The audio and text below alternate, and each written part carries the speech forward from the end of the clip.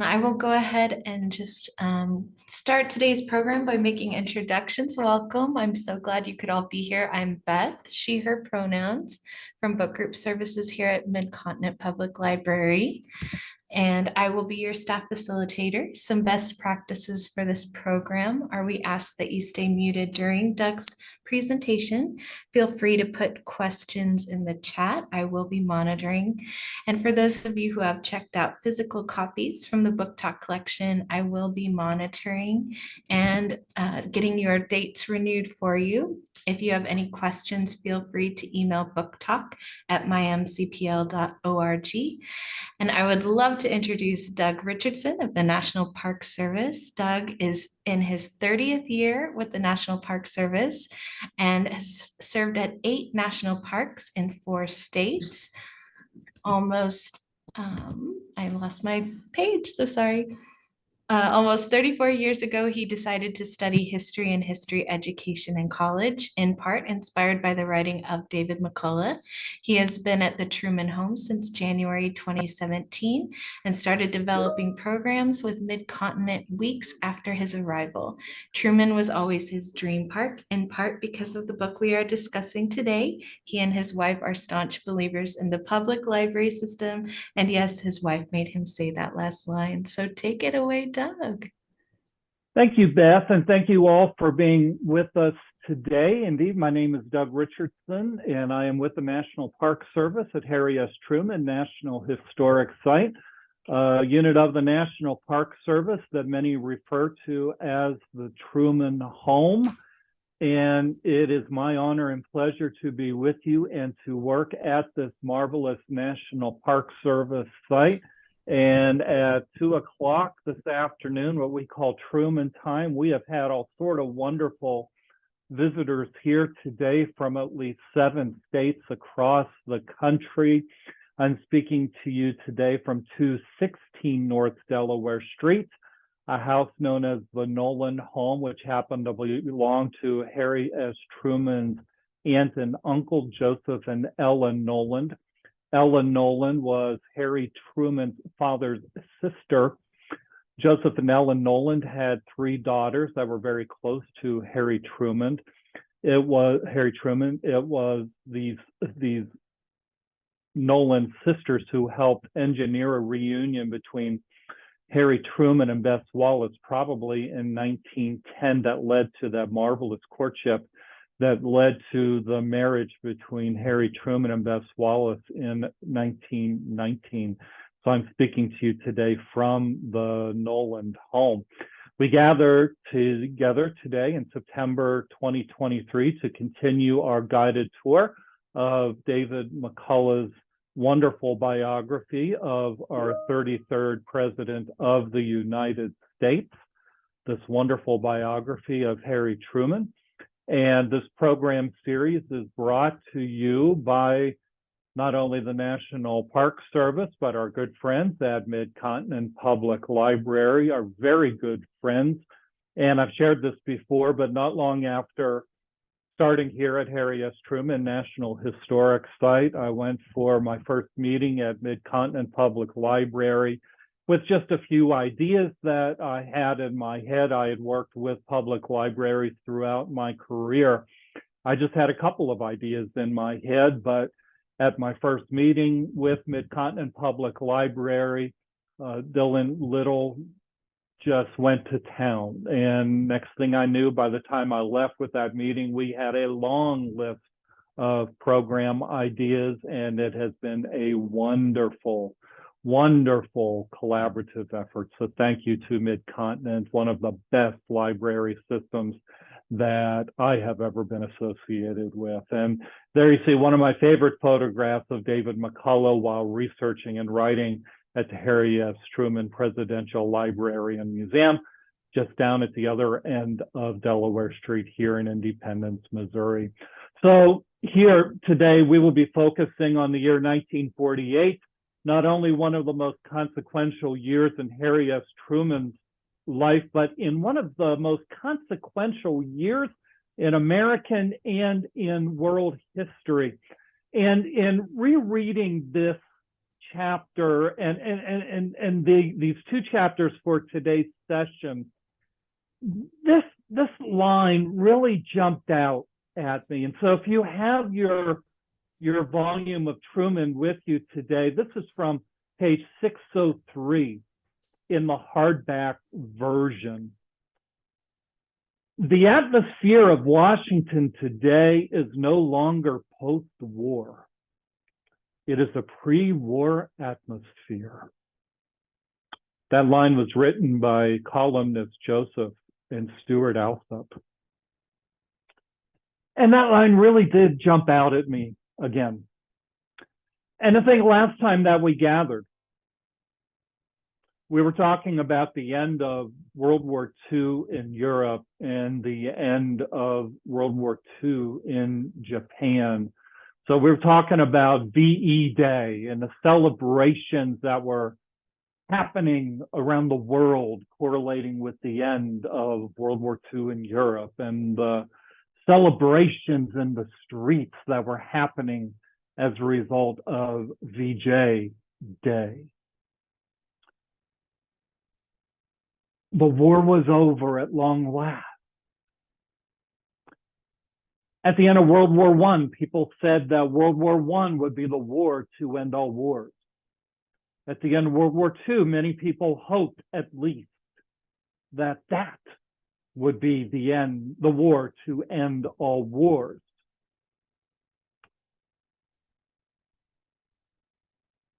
But now, in 1948,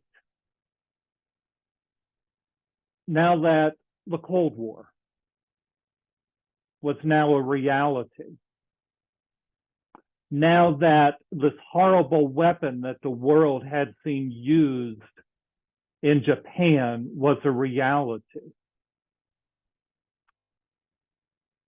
now that it was known that others had the technology, as Joseph and Stuart Alsop said, many people felt, at least in Washington, that it was a pre-war atmosphere.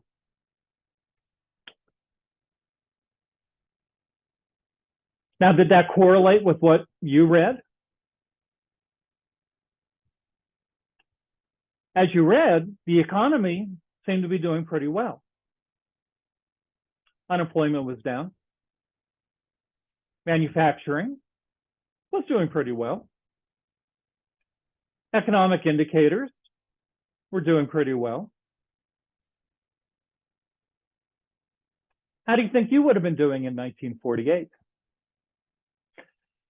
One of the things you may remember reading about in these chapters was a marvelous example of political propaganda, illustrated comic book that was produced by the Democratic Party, illustrating the life of President Harry S. Truman. It was a brilliant piece of political propaganda that was done and handed mostly to kids so that it could be handed to kids and taken home and then read by parents and others in the homes. And you could find these still frequently on places like eBay and used booksellers. And these comic books illustrated the childhood and the upbringing of Harry S. Truman in Grandview and Independence, and his life on the farm and his service in the National Guard in Missouri and his service in World War I, his public service as county judge and his brief time operating a clothing store in Kansas City and such. And it was a really charming little piece of propaganda and a very, very effective piece as well. And here's a very charming piece of propaganda as well, a photograph that made its rounds, and you're going to see a very contented lady there in the photograph, and that is First Lady Beth Wallace Truman at a Washington, D.C. baseball game. And at her left is the President of the United States. And there on the other side of the First Lady is First Daughter Margaret Truman. And the reason the First Lady is quite content is that she was the true baseball fan. She was the sports fan in the family. And you might remember from our earlier sessions was that she was the athlete in the family. And in her youth, that she was an excellent tennis player. She was an excellent basketball player, that in her finishing school at the Barstow School in Kansas City, she was the star basketball player, and quite a few times she rescued her brother's baseball teams when she was needed. And so well into her adulthood, she was able to quite well recite the baseball statistics for any Major League Baseball team. And so she was quite often seen at Major League Baseball teams. And so you never had to twist her arms to go see a baseball game. And so there you see her and the first family there at a Washington baseball game in April of 1948. So as Mr. McCullough explains very early in the chapters there, it's not quite known when exactly President Harry Truman made the decision to run for re-election, nor is it exactly known exactly how the party elders and party leaders felt about that decision. The poll takers were showing that he was not polling very well. Now, Truman was never fond of polls. He never believed in the polls. And with the Senate re-election in 1940, the Senate re-election of 1940, he was able to prove that wrong. So he never had faith in the polls anyway. But the party leaders were not confident in his chances in 1948. So the party leaders weren't exactly full of confidence in his chances in 1948, but at some point he made that decision. So I wish we had a little bit more insight into the family dynamic, into how and when the family made that decision, and when President Truman informed the leadership of the Democratic Party that he had made that decision to run again in 1948. Meanwhile, on the foreign policy front, in 1947, Secretary of State George Marshall, President Truman, and the United States government made policy, a remarkable policy, to help the countries of Europe, in some cases our former enemies, recover. It was decided that it was in our best interest to help our allies, and in some cases our former enemies, to help in their economic recovery. And I wanted to share with you what I think is a very, very fascinating little piece of film. Sometimes it's fascinating to see these little pieces of film to help understand what they were watching at the time. By 1947, after 2 years on their own, the Western nations still had only 2/3 of the textiles their people needed. Their output of coal was less than 3/4 of the amount required to keep their homes warm and their factories running. Manufacturing industries had to get along as best they could with only half the steel they needed. And food production was barely 2/3 of what it should have been. Without material and financial aid from abroad, the European nations faced complete collapse. To save Europe from this disaster, General George C. Marshall, the United States Secretary of State, in 1947 made a dramatic appeal to the people of Europe. If they would work together, the United States would supply the money for food and raw materials essential to recovery.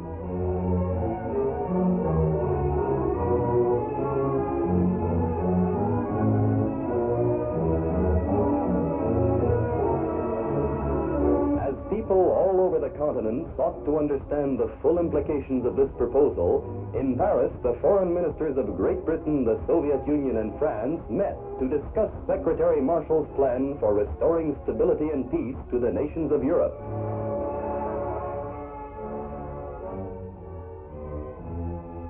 But though the representatives of France and Britain were eager to accept America's offer, the Soviet envoy Molotov immediately opposed the plan and quit the meeting.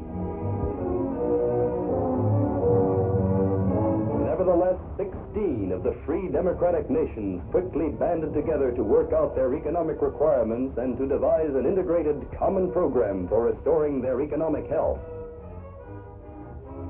At Paris, they set up a permanent body which was to be called the Organization for European Economic Cooperation. One of the functions of OEEC would be to review and clear each nation's requirements for financial aid from the United States. And soon the requests started coming in. By night.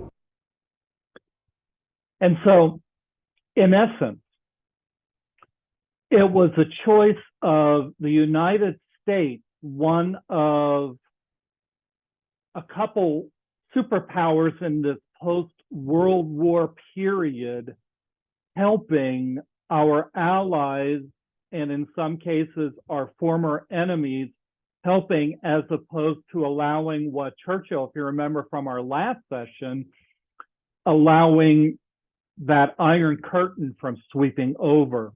And to so many, the choice was clear.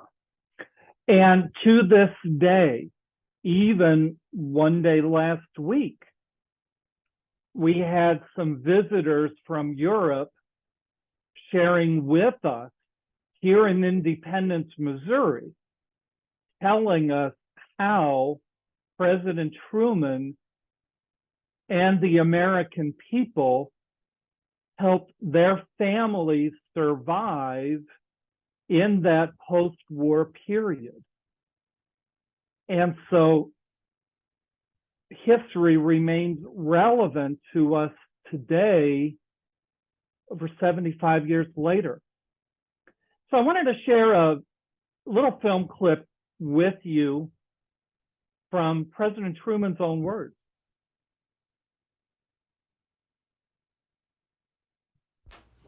Scene 2143A. As I made a statement a while ago, wars never settle problems. They only create new ones. When World War II ended, we had devastated countries from one end of the world to the other. In Europe, nearly all the countries were torn up and devastated and destroyed. Same thing was true in Southeast Asia and in the Eastern Mediterranean, all around the Mediterranean Sea at the eastern end, and in Egypt and everywhere else. And we went to work. I went to the Congress of the United States myself and explained to them, after General Marshall had made his famous speech in Boston on the Marshall Plan, which was the rehabilitation of Europe, that it would require about $17.5 billion over a 4-year period for the restoration of these foreign countries that had been devastated by war. The majority of them were on our side of the fence. But we didn't hesitate to help Russia when they were starving. The thing we did then was to set up in every country a program known as the Marshall Plan. And I asked the Congress for a $4.5 billion appropriation for the first year. I got it. And when the thing was all through, after I'd talked to the chairman of the various committees in a group with Sam Rayburn in charge and told him what we hoped to do and that I wanted $4.5 billion, went down to the Congress and got it, got the appropriation. And when I got that appropriation, I went down and said to Sam, I thought maybe I'd better mention to you that it's going to cost you 17.5 billion instead of 4.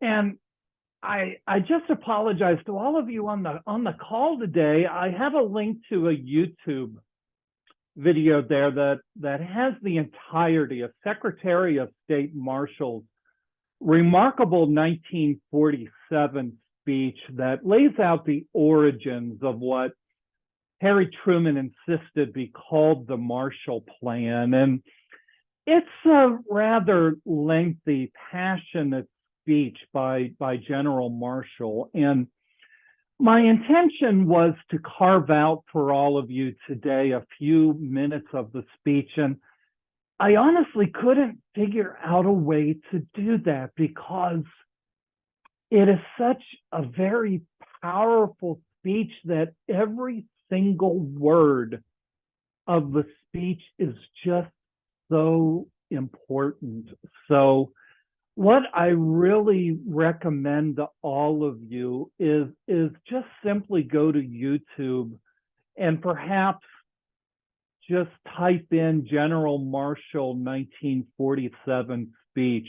Beth, I don't know if I have the legal authority to issue homework with this program, but I just really encourage all of you to do that. I think that General Marshall's speech is just really, really worthy of that.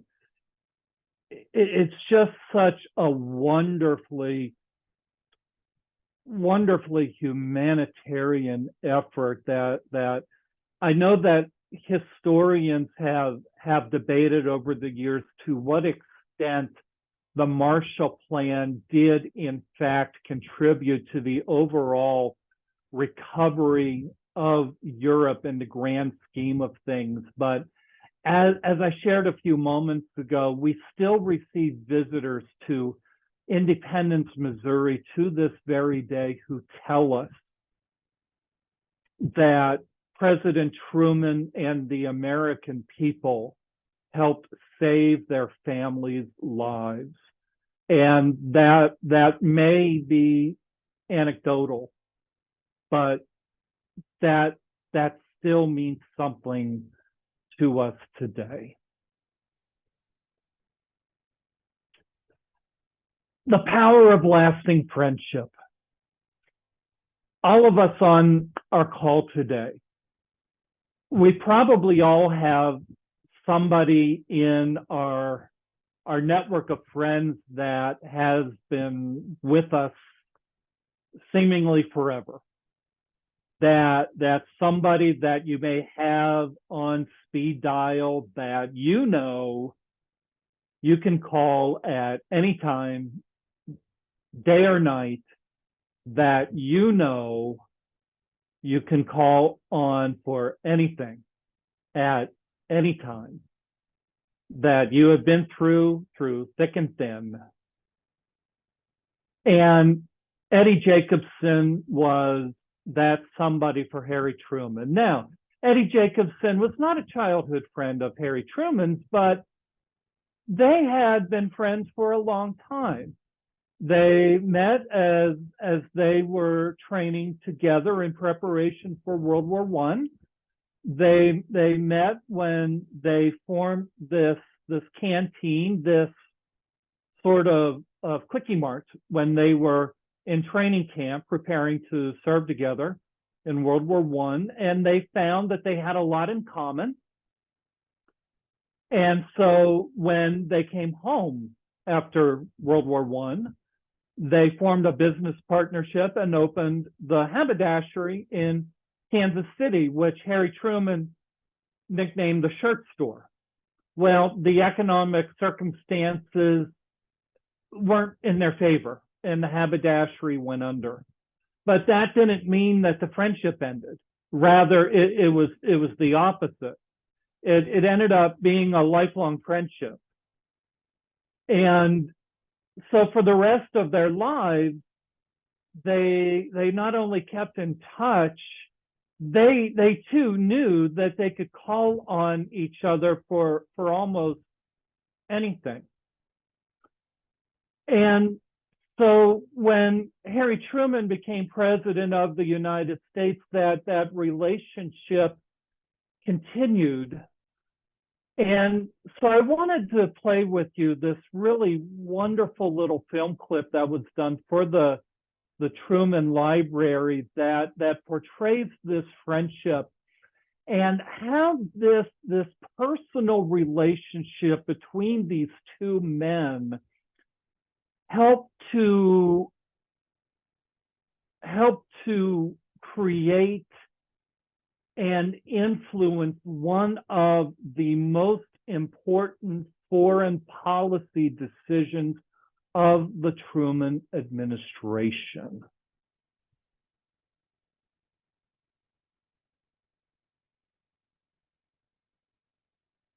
In the spring of 1948, the American government's position on the establishment of a Jewish state in Palestine was very much in doubt.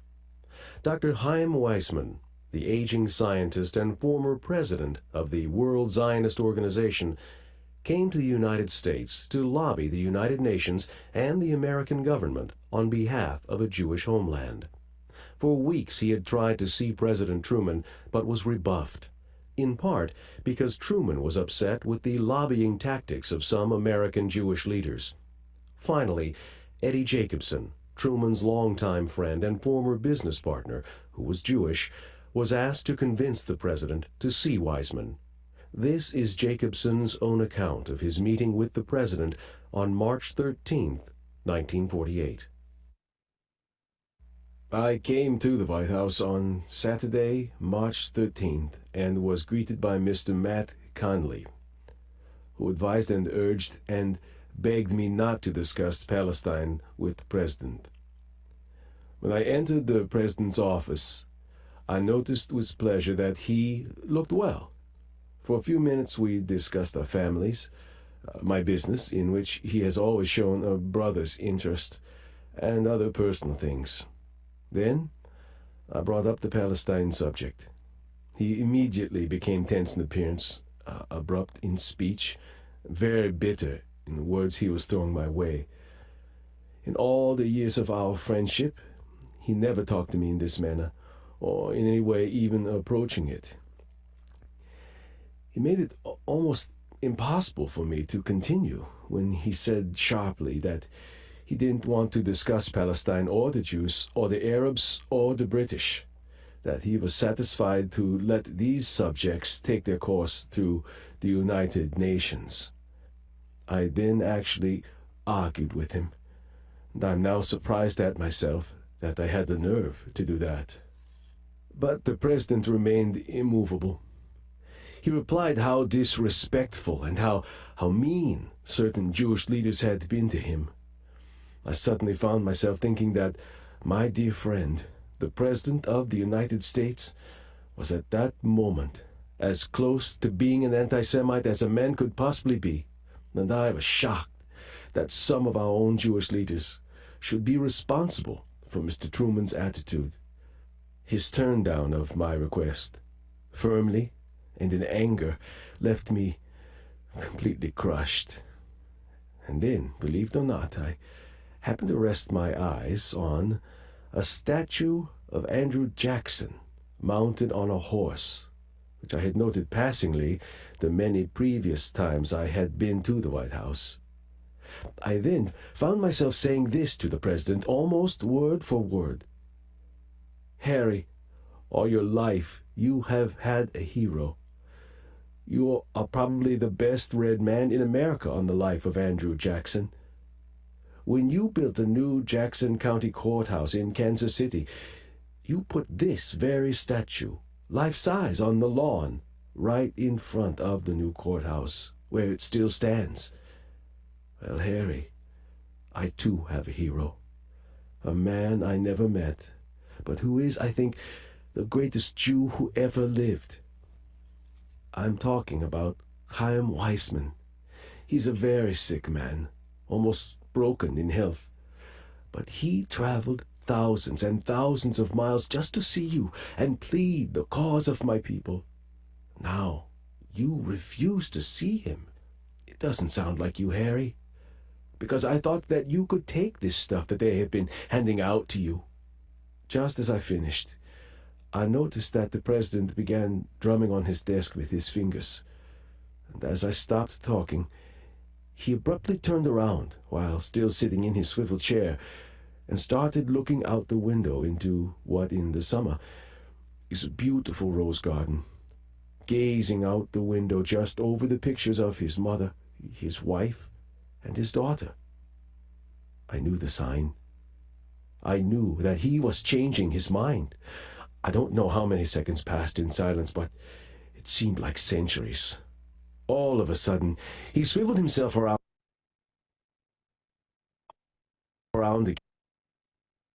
again, facing his desk, looked me straight in the eyes, and then said the most endearing words I have ever heard from his lips. And this is what he said, word for word. "You win, you bald-headed son of a bitch. I will see him." When I left the White House, I was excited and very nervous. I walked to the hotel because it was only a few blocks away.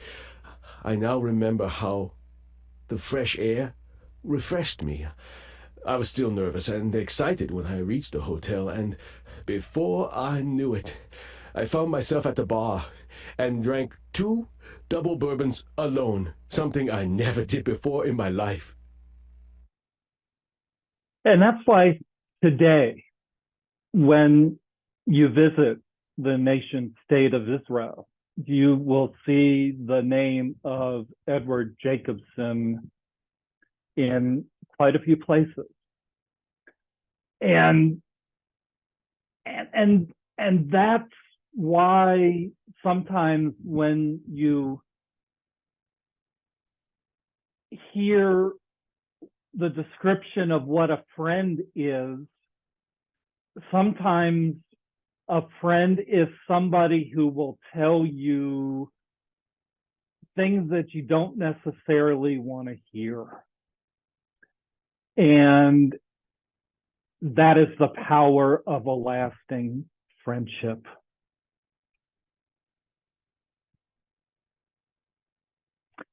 And there's one of the most important documents from 1948, May 14th, 1948, a provisional recognition of a new nation, the provisional recognition of Israel.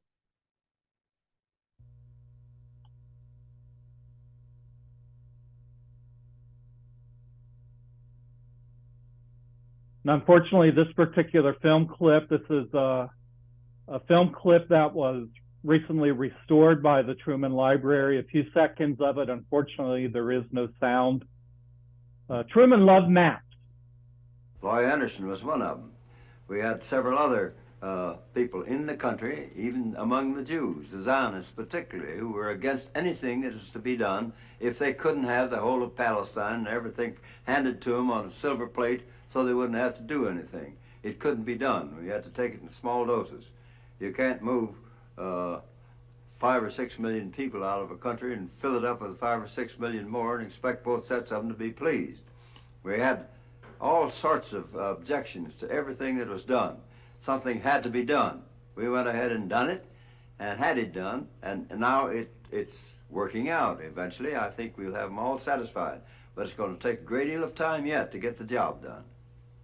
Could you tell us that they were worried about war with the Arabs?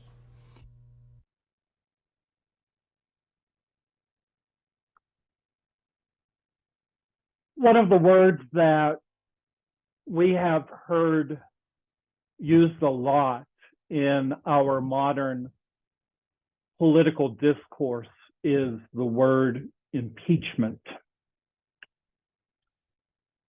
Can you imagine being impeached over a balcony? Now, President Truman built what is now known as the Truman balcony. Now, just a few weeks ago, I saw a charming photograph of President Joe Biden sitting on the Truman balcony with one of his beautiful German shepherds. Every president of the United States since 1948 has benefited from the Truman balcony. But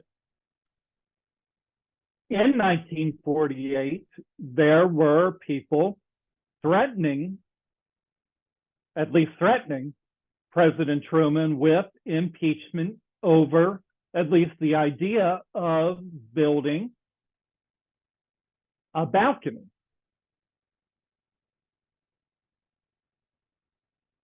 Well, Truman's idea was to, at least in his mind, finish the job. Now, the photograph on the one end of the screen shows the White House as it was. And what you'll see are some of the awnings that you'll see on the portico there that Truman absolutely despised.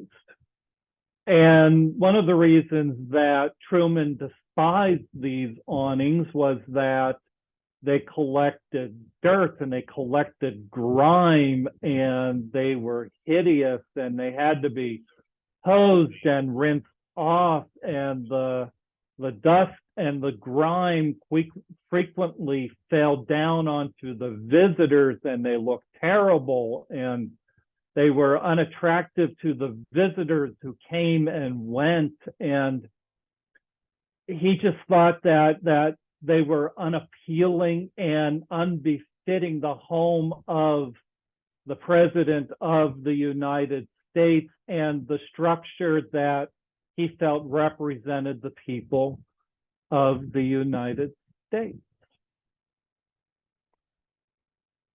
Well, when it came time to drawing up the plans for what he was calling the balcony, of course, he wasn't going to call it the Truman balcony.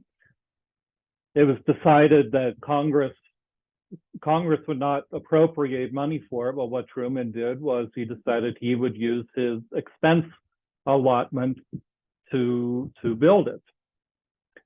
And he did it. And I wanted to share with you one of my favorite buttons from my collection. Indeed, Truman was screwy to build a porch for Dewey. Now, we talk a lot about the polls from 1948, where so many of the pollsters who were taking these polls showing that Governor Dewey of New York was going to win the 1948 election. Well, the assumption was so that Dewey was going to win, that you can see that assumption being reflected in these buttons, that Truman was he was spending all this money to build this new porch for future President Thomas E. Dewey. And by the way, the photograph in the middle here showing President Truman reading a book, the photographer, by the way, is Margaret Truman. And talking about the pollsters, I wanted to share with you a political cartoon showing some of these famous polls. And remember the electoral prediction here. Now, if you're of a similar age to me, you might remember a game show of the 1970s and 80s, a game show called Name That Tune. I wanted to show you a photograph of President Truman in Omaha, Nebraska from that cross-country trip in early June of 1948. Remember the one where there was sort of a howl in the press where he used his travel budget to make that cross-country trip? And as you take a look at that photograph, I'm going to play a tune. See if you can name that tune.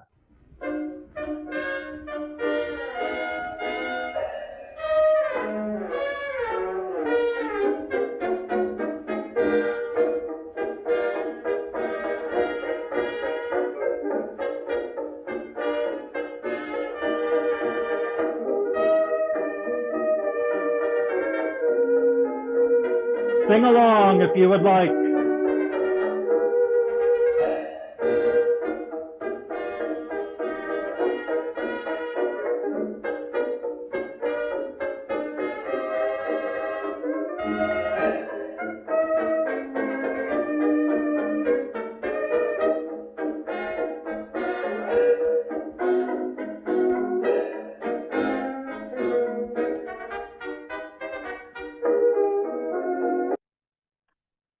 I'm just wild about Harry, and Harry's wild about me. Had its origins in an African-American musical about 20 years before, and then it was appropriated again by President Truman for the 1948 campaign. So another thing that 1948 is remembered for is Harry S. Truman taking a leadership role in civil rights, but the origins of this actually sort of go back to 1946. In early 1946, Sergeant Isaac Woodard Jr., who had recently been discharged from the United States Army, literally hours before, was on a bus and in Batesburg, South Carolina, on that bus, had asked to stop to use a bathroom. The bus driver accused Sergeant Woodard of being a troublemaker. When Sergeant Woodard got off of the bus, he was beaten with a billy stick by the police chief and another policeman. And you can see the result in that photograph. And he was blinded as a result of that beating.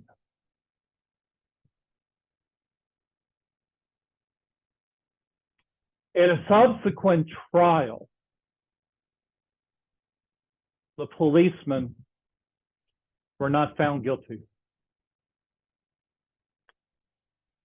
When this incident was brought to the attention of President Truman, President Truman was shocked. And President Truman said something to the effect that, my God, I had no idea that it was as bad as all that. And so Truman ordered a federal investigation.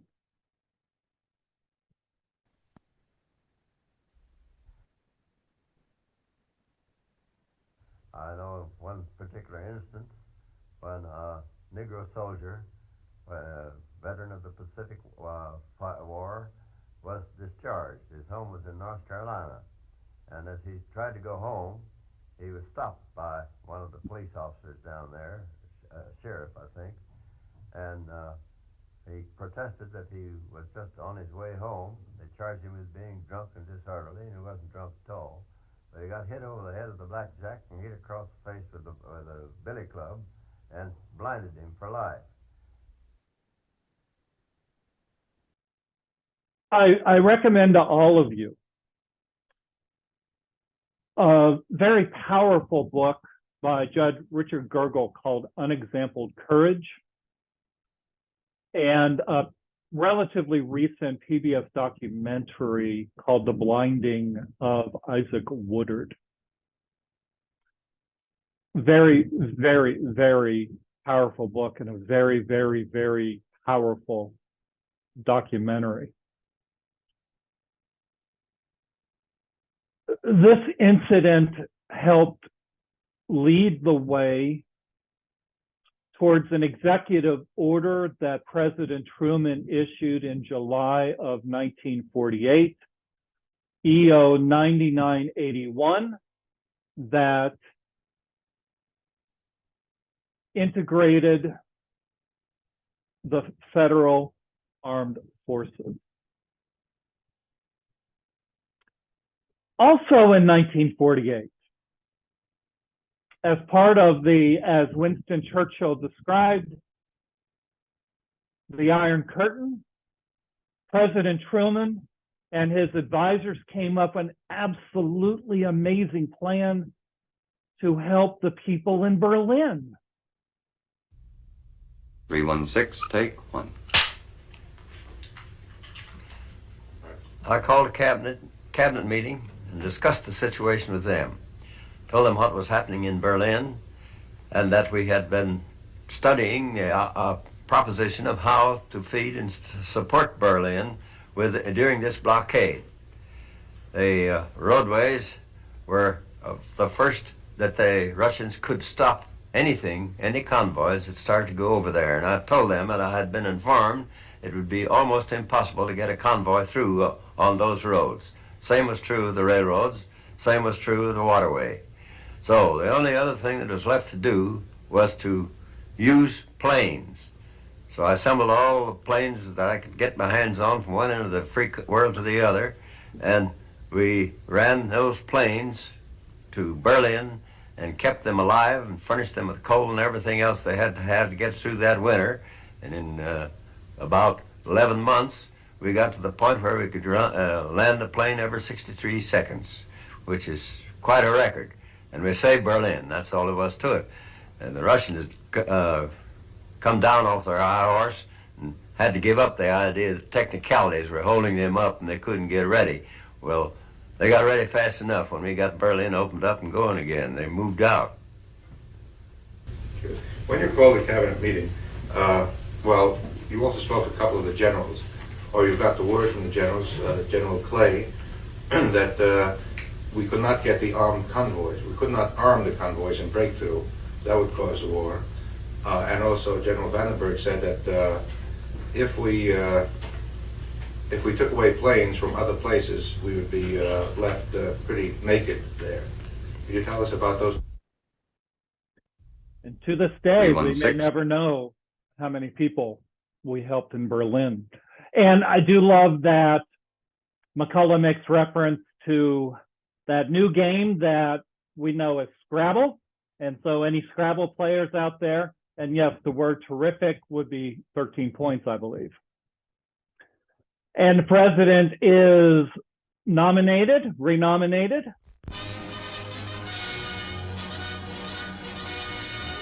Philadelphia's convention hall is jammed as the 30th National Democratic Convention approaches its climactic moments.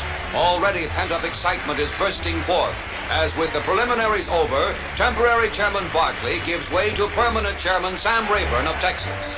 Even as Rayburn tries for order, the convention's most crucial battle is being fought in the platform committee off the convention floor. The committee overwhelmingly rejects an amendment strongly supporting the president's civil rights program. But when the committee chairman, Senator Myers of Pennsylvania, presents the platform to the convention, Northern Democrats force this amendment to the floor. In a stunning upset vote, the delegates approve the North's plank. The South's reply to this staggering blow, unprecedented in recent Democratic history, is an equally unprecedented move. The long-threatened walkout is led by Handy Ellis, Alabama chairman. And we bid you goodbye. Half of Alabama's 26-man Democratic delegation strides angrily from the convention hall, followed by the entire Mississippi delegation.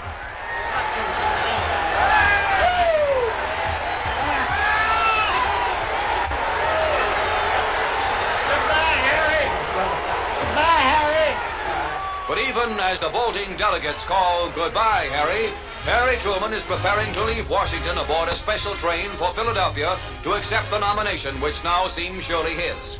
But the southern states cling stubbornly to their cause inside Convention Hall.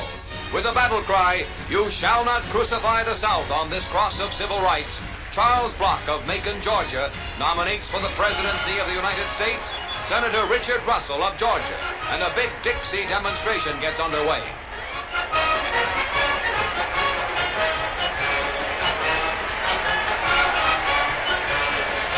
The demonstration lasts half an hour, before Missouri's Governor Phil Donnelly can nominate his candidate. The President of the United States, Harry S. Truman.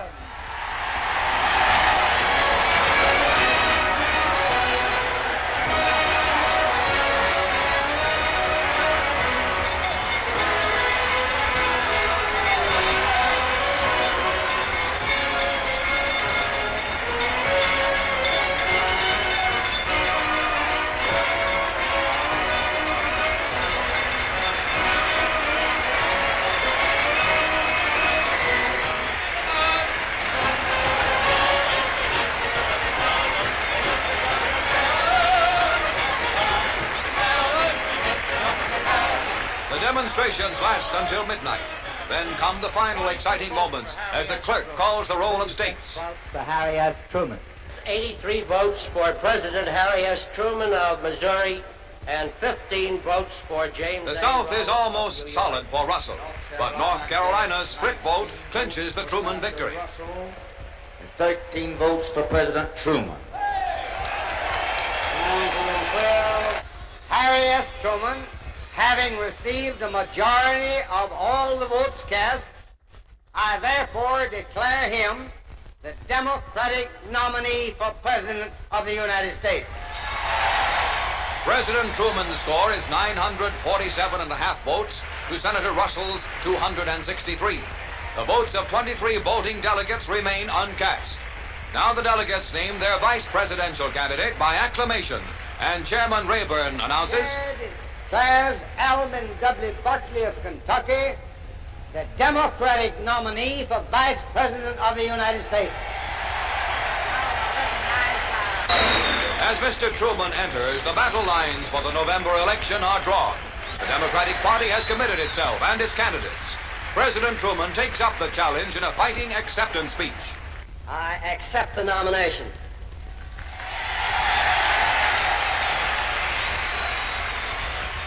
Senator Buckley and I'll win this election and make these Republicans like it. Don't you forget that.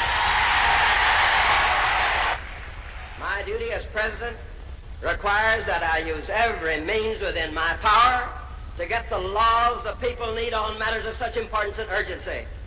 I am therefore calling this Congress back into session on the 26th of July.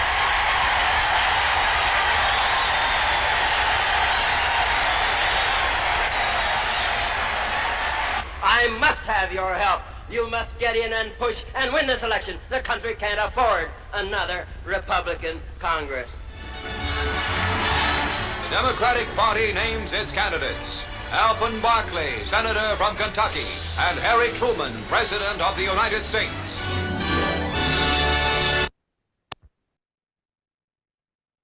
Senator Barkley and I will win this election and make these Republicans like it. Don't you forget that.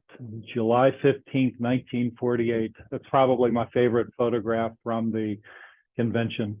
You ever get the feeling that sometimes our modern conventions just aren't much fun anymore?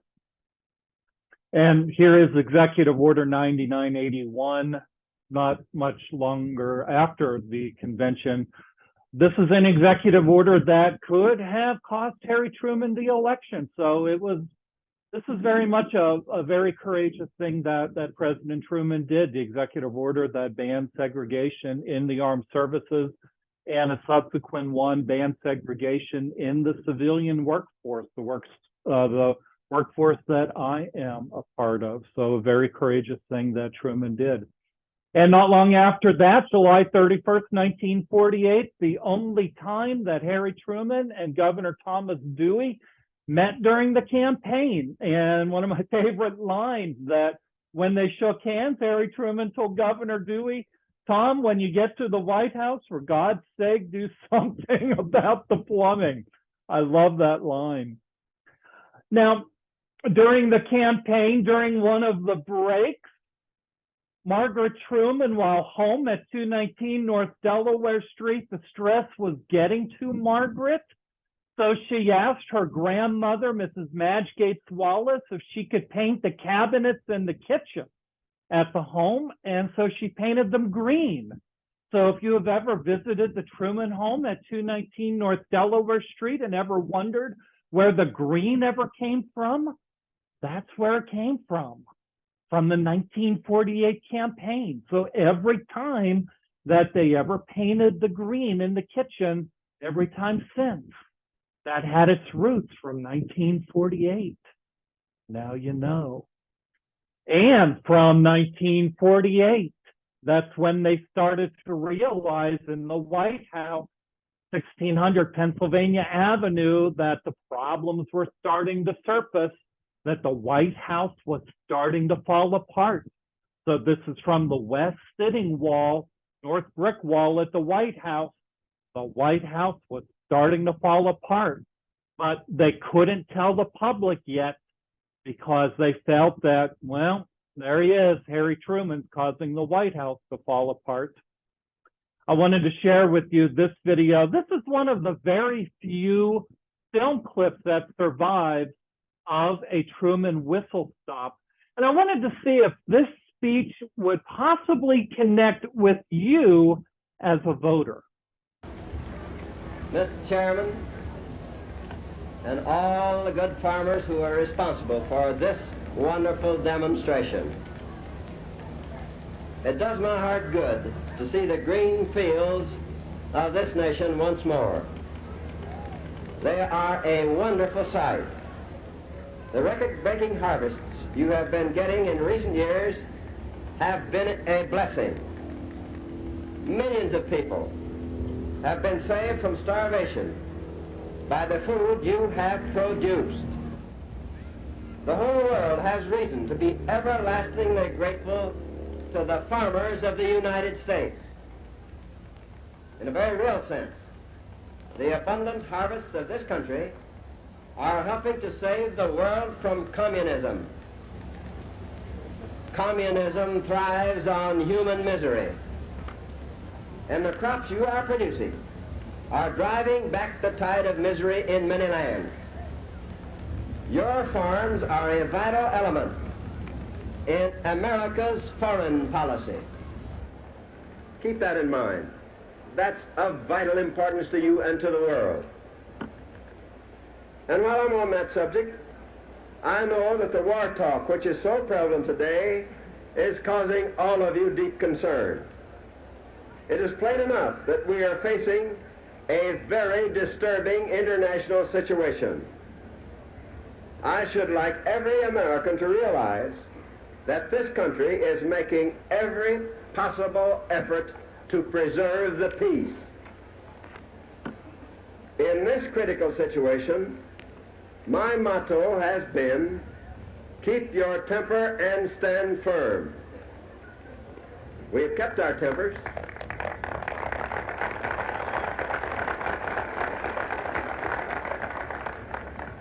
We have stood firm, and we have been reasonable and straightforward at all times. It is the policy of this government to continue working for peace with every instrument at our command. I love his glasses, by the way. Not long before the election, President Truman sat down on a piece of paper and he made his prediction to one of his advisors as to how he thought the Electoral College was going to play out. And remember, it's not necessarily the popular vote that wins the presidential election, it's the Electoral College.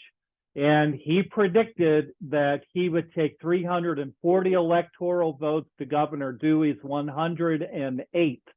That's how he predicted the vote would come out. And would he be right?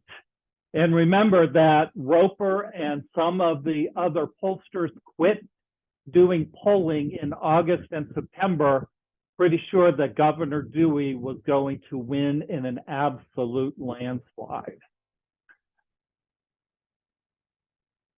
A special campaigner for Truman. We're running a little short on time. If you recognize that man. And later, more of Serenade to a Presidential Candidate by Jack Lawrence and Arnold Stang. But now to Ronald Reagan in Hollywood.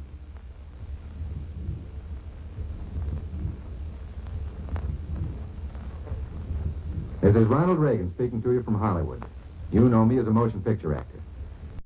Yep, Ronald Reagan, Democrat at the time, a big Truman supporter, and even though he eventually became a Republican in the 1960s, he remained a pretty good friend to President Truman. This is one of the few surviving examples of what a ballot from Missouri looked like in 1948. You can see the ticket for the Democratic Party, the Republican Party, the Socialist Party, the Socialist Labor Party, and the Progressive Party. It looks a little foreign to how our ballots look today in the electronic age. And back then, the big clunky voting machines, and remember how you had to flip the tabs and swing the lever and the big clunky sounds of the machine. And unfortunately, I reached out to some of our local electoral offices in the state, and unfortunately, none of them have any ballots from 1948. But this is how a sample ballot appeared in Cass County, according to one of the local newspapers here from 1948. This is Harry Truman, Bess Truman, Margaret Truman voting here in Independence, November 1948, and I'm pretty sure we know how they voted. They voted at what is now the Truman Memorial Building here on Maple, here in Independence, Missouri. Governor Dewey voting in New York. He's looking pretty confident. And there you see one of those old wonderful voting machines. What happened? Well, I got by anyway, and finally succeeded in getting reelected, believe it or not, 4 years after that. And it was a surprise to everybody. I remember that there was one gentleman who was broadcasting on the night of the election in 1948, and he was telling the people exactly why I was not going to win. I heard him about 6 o'clock. I went over to Excelsior Springs, and took one of those hot baths over there, and went upstairs to the suite that they'd given me. And the radio happened to be turned on. And Kaltenborn was telling them all about why I wouldn't win. At that time, I had about 1,200,000 votes, and the other fellow had 900,000. But Kaltenborn said, just wait till they come in. Well, I happened to wake up about 12 o'clock and listened again. The radio was still on. At that time, I was had about 2,100,000 votes, and the other fellow had about 1,800,000, but I was still going to lose. I went back to bed and went to sleep. Pretty soon, the Secret Service chief came in and woke me up about 4 o'clock, and he said, Mr. President, you better get up and listen to this. I got up. I had about 2,400,000 votes, and the other fellow had about 2,100,000. And I turned around to him. I said, Jim, harness up the horses. We've got to go back to Kansas City now. We're in trouble for another 4 years. And we were. Okay. Well. And here it is, the final electoral map for 1948. Remember how Truman made that prediction to George Elsie I showed you a few minutes ago? The final electoral vote, 303 for Truman, Dewey 189, Strom Thurmond, states' rights 39. And I really believe that every presidential candidate should study the story that we just talked about this hour. And it is a true lesson in electoral politics. I wanted to tell you this one last film clip. Truman talked about a news pundit, a fellow by the name of H.V. Kaltenborn, who was just so sure that Truman was going to lose. I tried to clean this film clip up. When Truman talked to the press, he did an impression of this newspaper man, and it's dead on. It's a marvelous piece of mimicry. I tried to clean this film clip up the best that I can, but it's very scratchy, and I apologize for it. But it's just a marvelous piece of impersonation.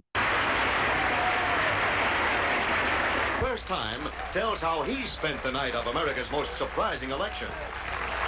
I had on the National Broadcasting Company, and Miss Kaltenborn was saying, while the president is 1 million votes ahead in the popular vote, we have yet to hear from the...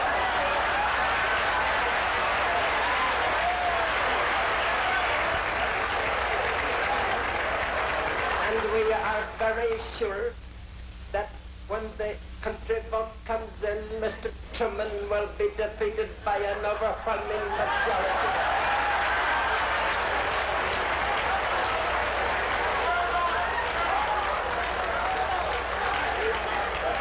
And I went back to bed and went to sleep.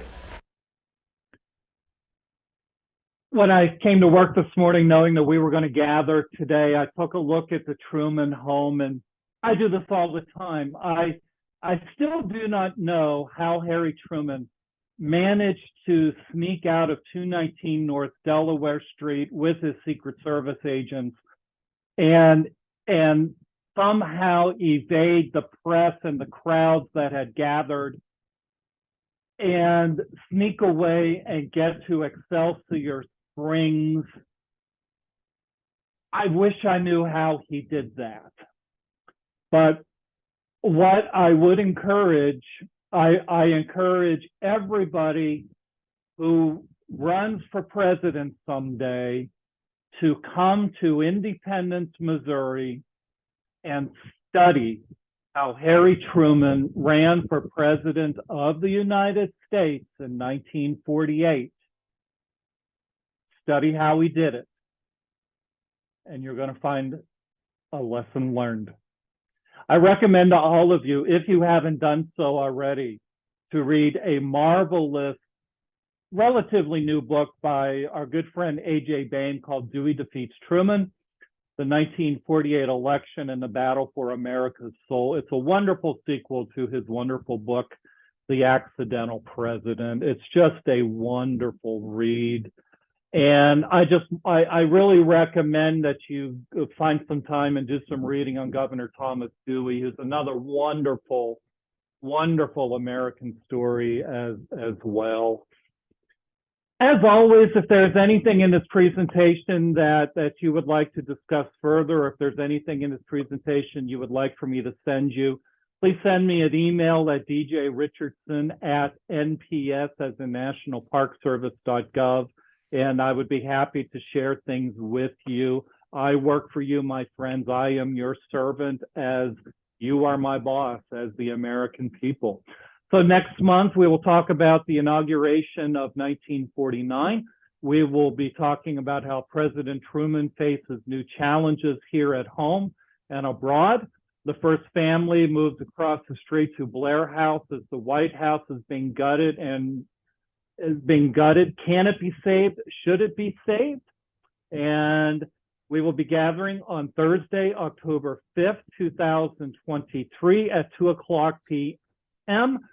Central Time, or as we call it, Truman Time. So we ran a little bit over time. I'm sorry about that, but we had a lot of film clips that I wanted to share with you today. So do we have any questions in the queue, Beth? How are we doing? No questions in the queue, but you all are welcome to pop in now if you have anything to follow up with. Thank you all so much for coming out today.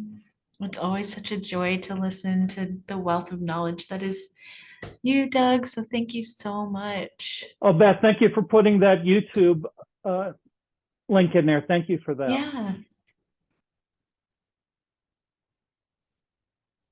If there's nothing else, you're welcome to sign off. I will send out the YouTube videos once they are uploaded next week, and I'll include that link there as well if you need. But always, as Doug said, reach out. He has all of the magic that you experienced today. Yes, thank you, Jimmy. Yes, the Truman Library did a program on Judge Gergel's book last year, and early next year, we will also be doing a program on Isaac Woodard's birthday, featuring that video and featuring his book. So every year on Sergeant Woodard's birthday, we featured that documentary, and for everybody who comes, we give a copy of the book Unexample Courage. So we always like to make sure that Sergeant Isaac Woodard is remembered on his birthday. So thank you for that, sir. Thank you for reminding us.